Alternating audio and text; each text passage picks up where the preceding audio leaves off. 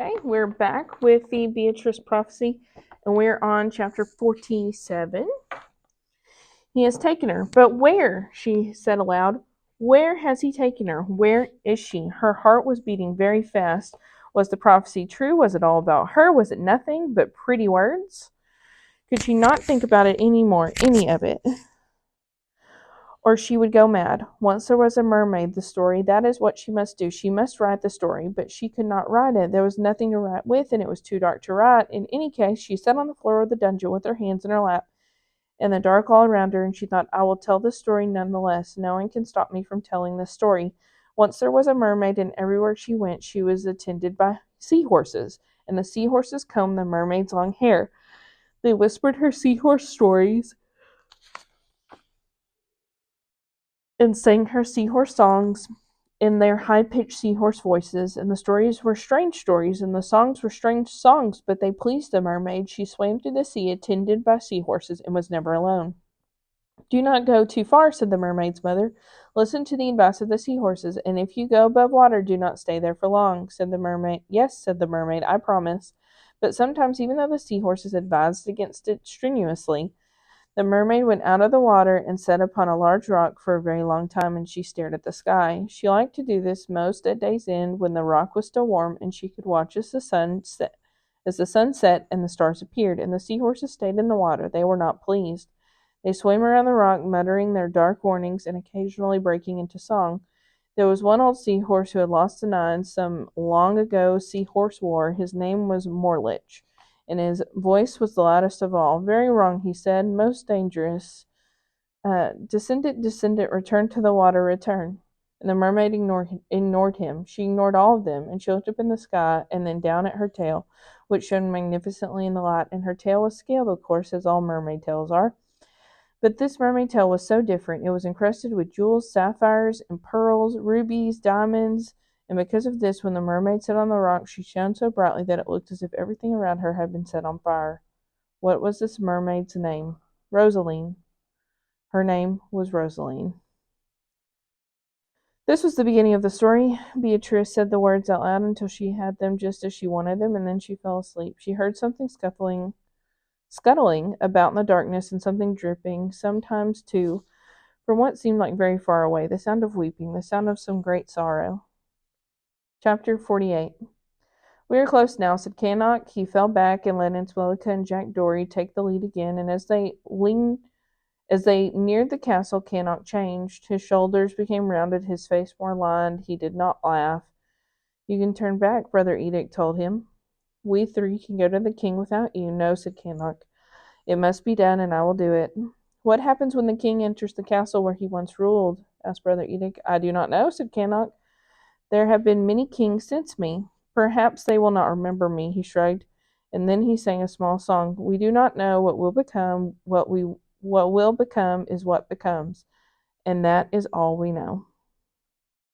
Cannock looked over at Brother Edict and smiled.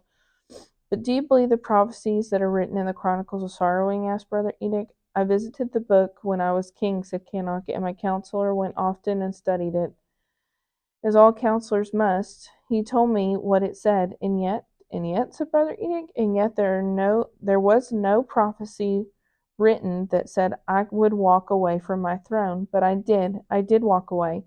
And what of Beatryce? Do you believe the prophecy about her, that she will unseat the king?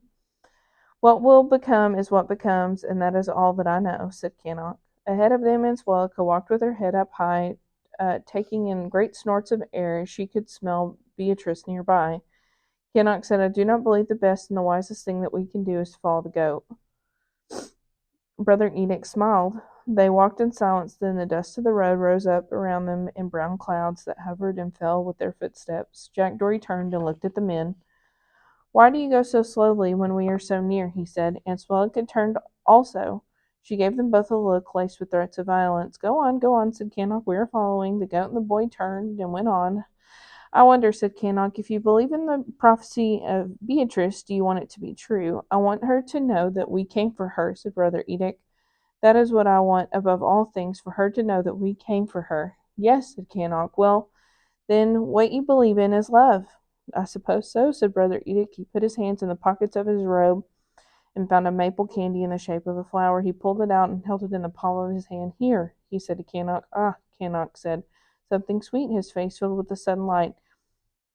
"Is there just one candy, or do you have another so the boy may have one too?"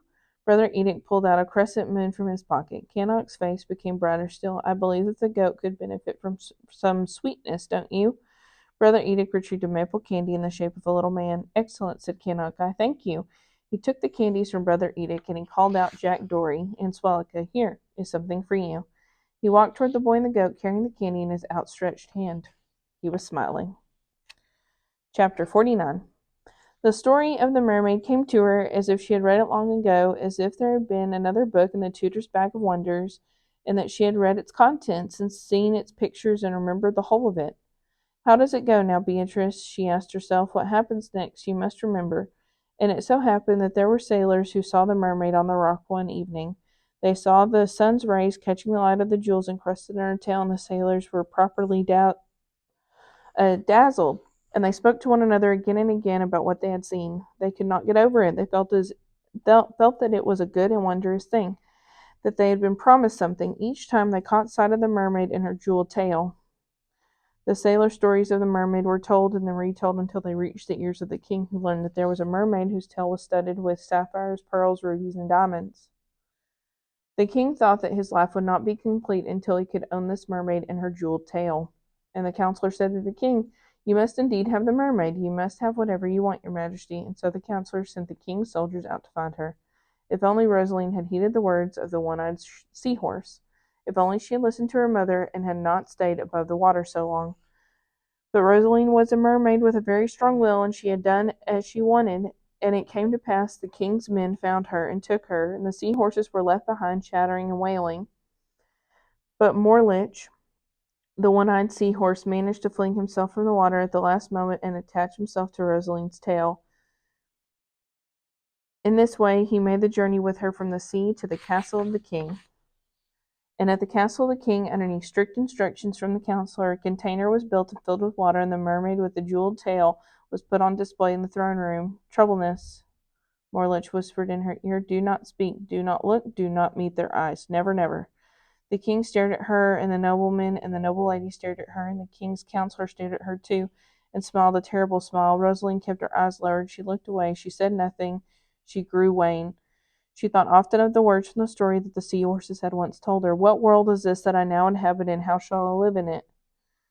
And then it happened that her jewels began to fall away. One by one, the sapphires and pearls and rubies and diamonds turned to ordinary stones that sank to the bottom of the container.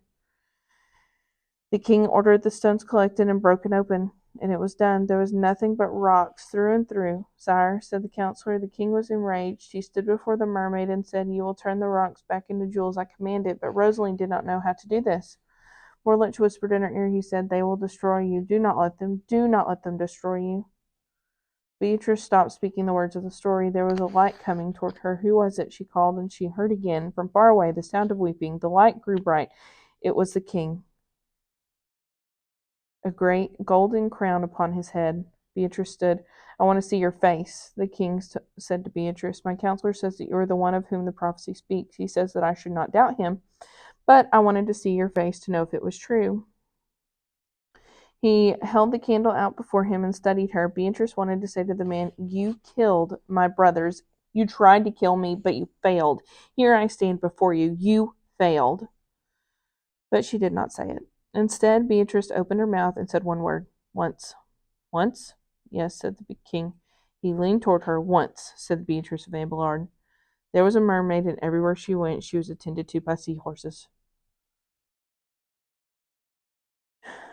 Chapter 50. Deep within the bowels of the castle, Beatrice told the king a story, and outside the castle there came a monk and a goat and a bearded man bent over a cane and a boy with a sword. Brother Edict and Cannock stayed back while Jack Dory and Answellica approached the castle drawbridge, and it was guarded by 2 soldiers. Jack Dory turned to the goat and he said, "Is she here?" Answellica put her nose up in the air and sniffed, and she looked at Jack Dory from the center of her eye. She nodded. "This goat. He loved her." He nodded back. "Well, then, we will go and do what we can do." Together he and Answellica approached the guards at the drawbridge.